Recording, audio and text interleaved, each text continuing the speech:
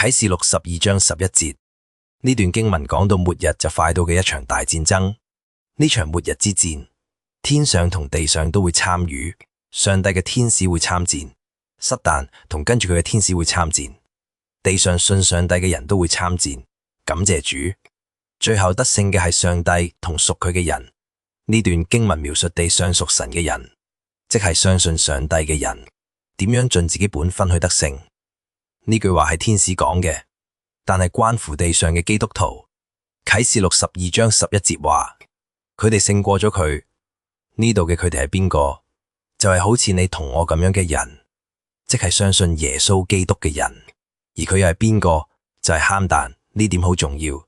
呢度清楚指出，我哋會同黑蛋直接交戰，中間冇隔住第三者。佢哋勝過咗佢。呢度描述佢哋點樣勝過佢，就係靠住羔羊嘅血同自己口中嘅見證。